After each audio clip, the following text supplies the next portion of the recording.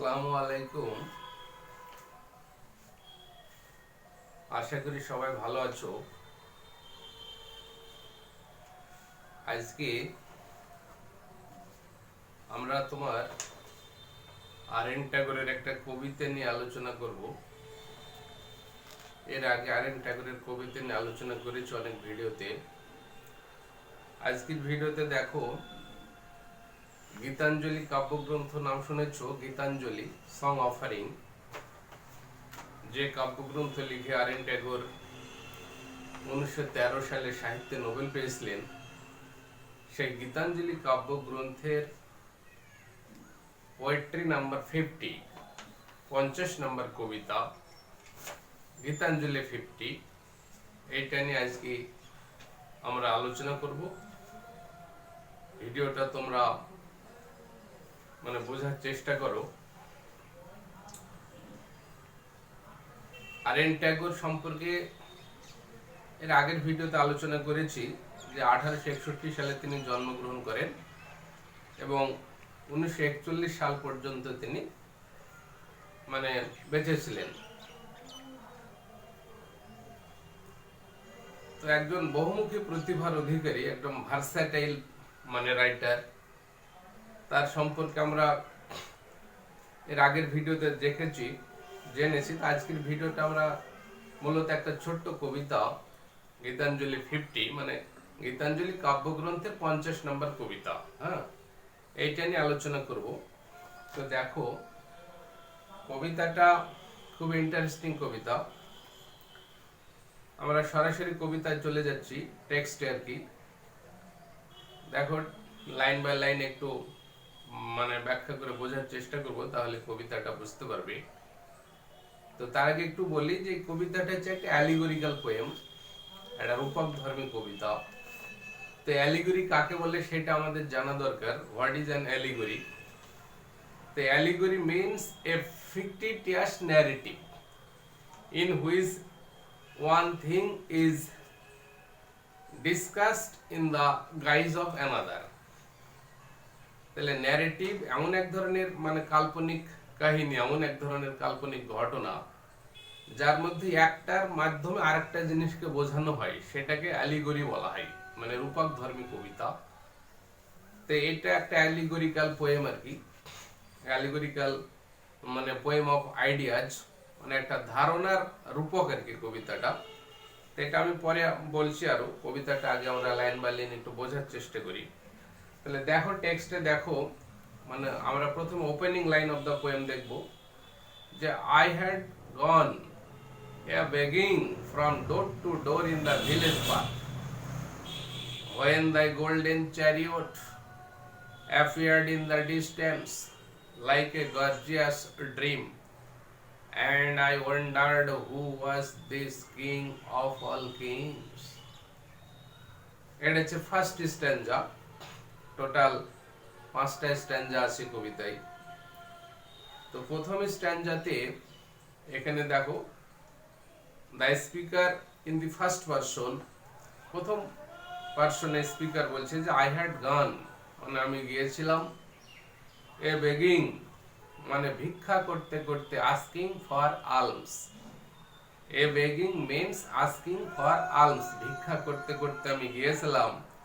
From door to ডোর বাড়ি বাড়ি, দাঁড়ে দাঁড়ে, দরজায় দরজায়, ইন দ্য ভিলেজ পাথ, গ্রামের রাস্তা ধরে বা গ্রাম্য রাস্তা দিয়ে। When thy golden chariot appeared in the distance like a gorgeous dream,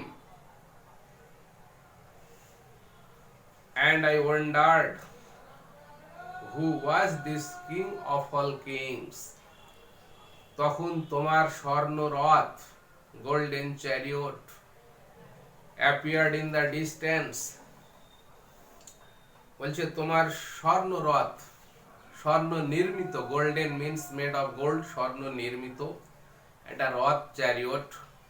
chariot কি জানি আমরা? Chariot means a 4-wheeled carriage used in ancient warfare.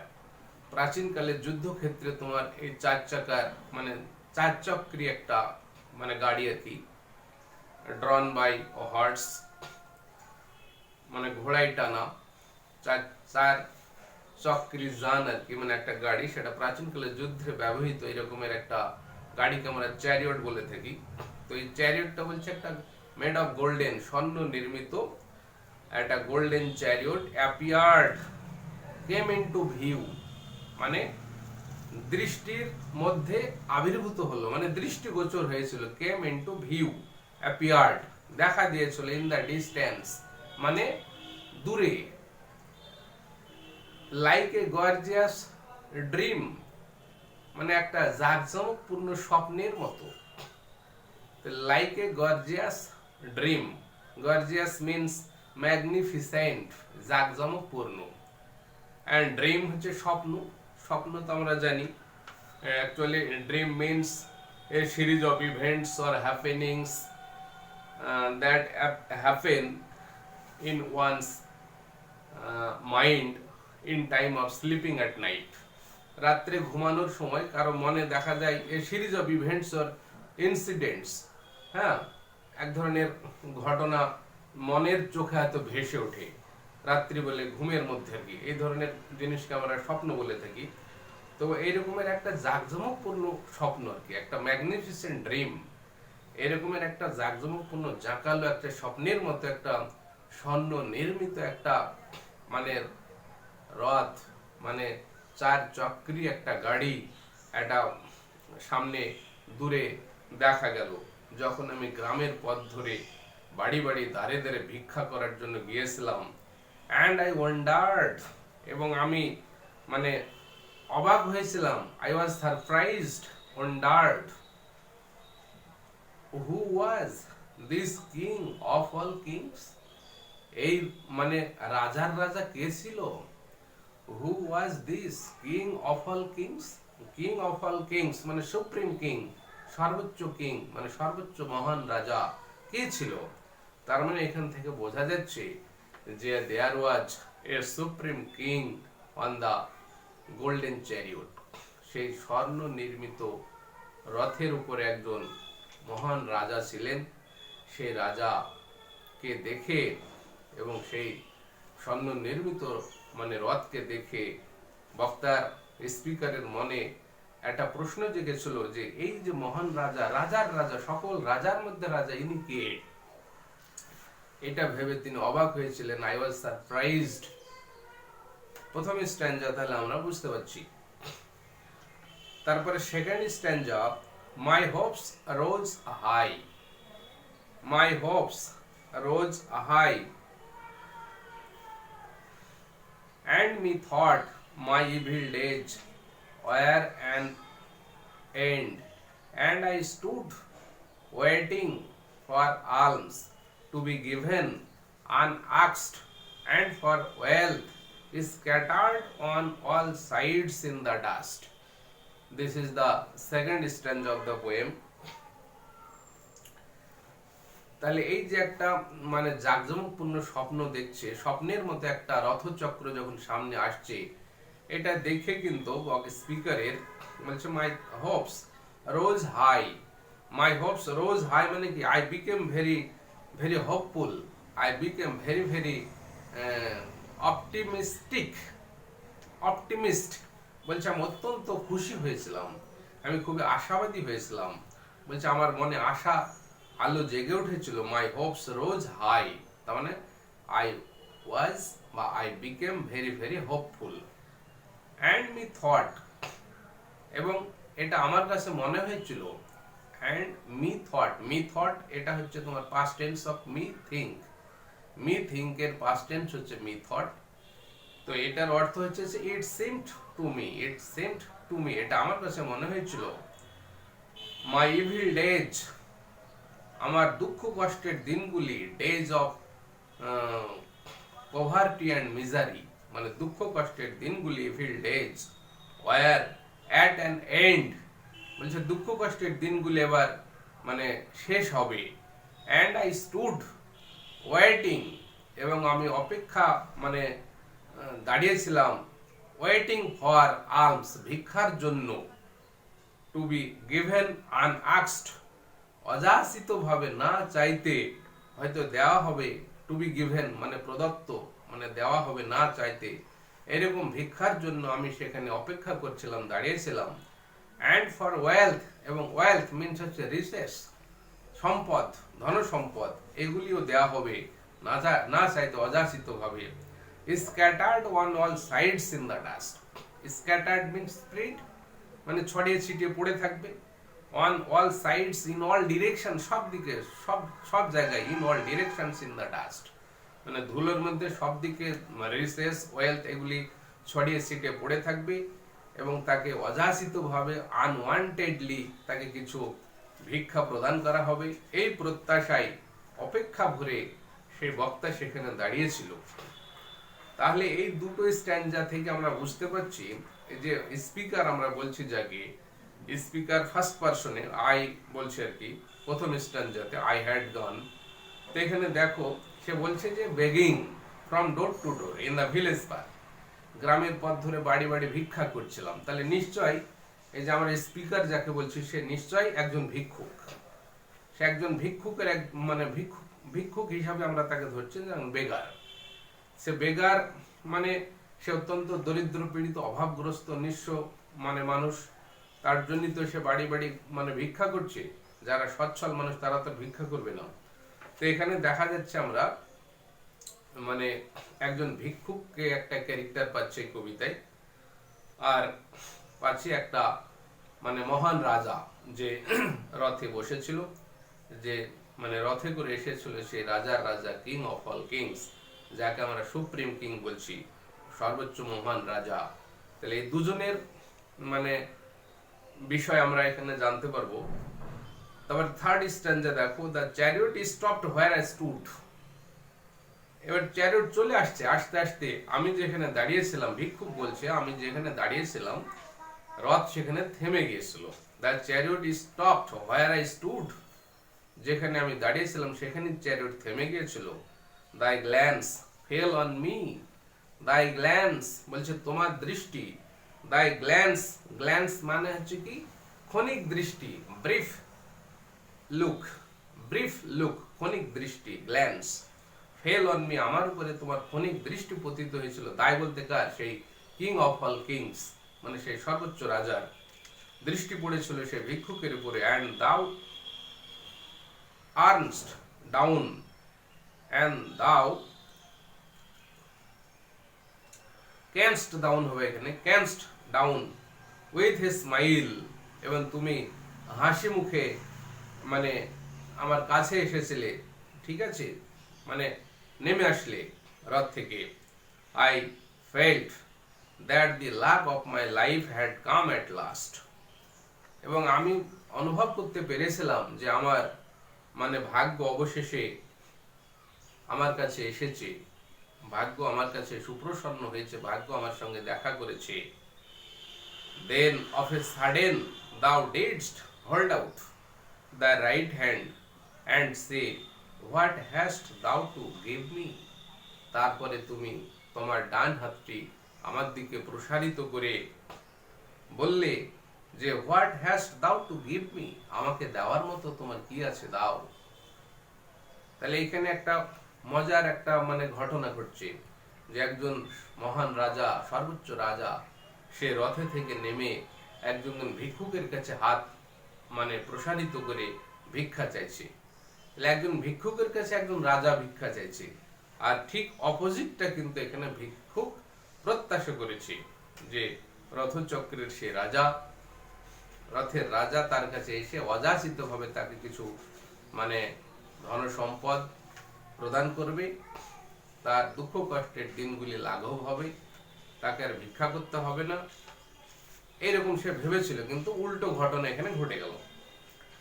তারপরে নেক্সট স্ট্যান্জা দেখো, fourth স্ট্যান্জা, oh what a kingly jest was it to open thy palm to a beggar to beg, AHL, এটা হচ্ছে an exclamation of surprise, একটা বিস্ময়সূচক ধ্বনি, AH একটা বিস্ময়সূচক ধ্বনি, সে অবাক হয়ে যাচ্ছে, বিস্ময় প্রকাশ করে বলছে যে হোয়াট এ কিংলি জেস্ট, কি রাজকীয় তামাশা, কি রাজকীয় খেলা, what a kingly jest, jest means as a fun, was it to open thy palm, তোমার হাত মানে হাতের তালুকে ওপেন করা, হাতের তালুকে মানে খুলে খুলে দেওয়া কি রাজকীয় তামাশা, রাজকীয় খেলা টু এ বেগার, একজন ভিক্ষুকের কাছে।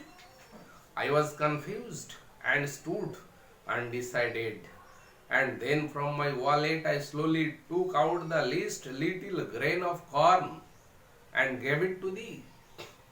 তারপরে বলছে যে I was confused, আমি তো কনফিউজড হয়ে গেছিলাম, আমি মানে হতভম্ব হয়ে যাওয়া, পারপ্লেক্সড হয়ে যাওয়া, এবং সেখানে দাঁড়িয়েছিলাম আনডিসাইডেড ভাবে, মানে মানে কি করতে হবে, হোয়াট টু ডু, এটা আমি বুঝতে পারছি না। এরকম একটা কিং কর্তব্য বিমূঢ় অবস্থা বা পরিস্থিতিতে আমি মানে কনফিউজড হয়ে দাঁড়িয়েছিলাম। তারপরে অ্যান্ড দেন, এবং তারপরে ফ্রম মাই ওয়ালেট, আমার সেই ভিক্ষার যে ঝুলি, ভিক্ষার যে ব্যাগ, সেই ওয়ালেট থেকে I slowly took out the least little grain of corn, মানে মানে একদম ক্ষুদ্রতম একটা শস্যের দানা বা ক্ষুদ্রতম শস্য দানা ব্যাগ থেকে বের করলাম, and gave it to the, এবং সেই দানাটি তোমাকে দিয়ে দিলাম। তাহলে ভিক্ষুক অনিচ্ছাকৃত তার ভিক্ষার ঝুলি থেকে মানে ক্ষুদ্রতম একটা শস্যের দানা বের করে রাজার হাতে দিয়েছিল। A last stanza, but how great my surprise when at the day's end I emptied my bag on the floor to find a least little grain of gold among the poor heap. তারপরে বলছে যে but how great my surprise, বলছে যে তারপরে মানে যখন দিনের শেষে at the ends of the day, মানে সন্ধ্যাবেলায় যখন ভিক্ষুক বাড়ি ফিরে তার ঘরের মেঝেতে তার ভিক্ষার ব্যাগটাকে উবুড় করে মানে ঢেলে দেখেছিল সেখানে একটা মানে ছোট্ট ক্ষুদ্রতম একটি সোনার কুচি, একটা সোনার দানা সে খুঁজে পেয়েছিল, সারাদিন ভিক্ষা করে যা পেয়েছিল সে তার ভিতরে। I bitterly wept and wished that I had had the heart to give thee my all, এবং সে খুব বেদনা ভরে কেঁদেছিল। and I bitterly wept, মানে bitterly বলতে এখানে পেনফুলি, সরলি, খুব বেদনা ভরে, wept কেঁদেছিলাম, and wished এবং ইচ্ছা প্রকাশ করেছিলাম, এরকম মানে ভেবেছিলাম যে that I had had the heart to give thee my all, যদি তোমাকে সব কিছু দেওয়ার মতো মন আমার থাকতো, আমি যদি ওই সামান্য শস্যের মানে ক্ষুদ্রতম দানা না দিয়ে যদি সবগুলো দিয়ে দিতাম, তাই বলছে যে আমার সবগুলো দেওয়ার মতো মন যদি তোমাকে থাকতো, এই বলে সে খুব বেদনা ভরে মানে প্রায়শ্চিত্ত করছে, খুব অনুতপ্ত বোধ করছে। তাহলে এই যে লাস্ট স্ট্যান্জা, এবং এটা হচ্ছে কবিতার মানে শেষ, মানে কবিতার শেষ আর কি। তাহলে এখানে আমরা দেখো একটু কবিতাটি একটু অ্যানালাইসিস করি, তাহলে আরো ক্লিয়ার হবে। তাহলে এই যে মানে লাইন বা লাইন অর্থ আমরা এতক্ষণ জানলাম, এখান থেকে একটা খুবই বাহ্যিক একটা অর্থ, একটা ওপেনিং মিনিং আমরা পেলাম যে একজন ভিক্ষুক মানে গ্রামের রাস্তা ধরে বাড়ি বাড়ি ভিক্ষা করছে, এমতো অবস্থায় সে দেখছে রাস্তাতে দূরে একটা সোনার রথ চলে আসছে, সোনার রথে একজন রাজা, মহান রাজা বসেছিল। সেই সোনার রথ ভিক্ষুক যেখানে দাঁড়িয়েছিল রাস্তার ধারে, ঠিক সেই জায়গাতে এসে থেমে গিয়েছিল, এবং এই সিচুয়েশনে, এই পরিস্থিতিতে ভিক্ষুক ভেবেছিল, সে খুব আশাবাদী হয়েছিল, সে খুব মানে হোপফুল হয়েছিল যে তাকে ভিক্ষা করতে হবে না, এই যে মানে স্বর্ণরথের রাজার রাজা, তিনি হয়তো অযাচিত ভাবে কিছু তাকে ধন সম্পদ, টাকা পয়সা দিবেন, এবং তাকে আর ভিক্ষা করতে হবে না, তার দুঃখ কষ্টের দিনগুলি আজ থেকে ঘুচে যাবে। কিন্তু ঠিক তার অপোজিট ঘটনা ঘটল, ভিক্ষুক যেখানে দাঁড়িয়ে ছিল সেইখানে সোনার রথ এসে থেমে গেল, এবং সোনার রথ থেকে রাজা নেমে ভিক্ষুকের কাছে গিয়েছিল, গিয়ে তার সামনে ডান হাতটা প্রসারিত করে বলেছিল যে হোয়াট হ্যাস্ট দাও টু গিভ মি, বলছে আমাকে দেওয়ার মতো তোমার কি আছে, দাও। এই কথা যখন বলল তখন ভিক্ষুক অবাক হয়েছিল, বিস্মিত হয়েছিল যে একজন রাজা একজন ভিক্ষুকের কাছে ভিক্ষা চাইছে, কি রাজকীয় তামাশা, what a kingly jest, what a royal fun it was. তারপরে রিলাক্ট্যান্টলি, আনউইলিংলি, অনিচ্ছাকৃত ভরে the beggar took out a smallest particle of corn from his wallet. তার যে ভিক্ষার ঝুলি, ভিক্ষার ব্যাগ, সেখান থেকে একটা ছোট্ট ক্ষুদ্রতম একটা শস্য দানা বের করেছিল, and gave it to the king of the golden chariot. সেই স্বর্ণরথের রাজাকে এটা প্রদান করেছিল, দিয়েছিল।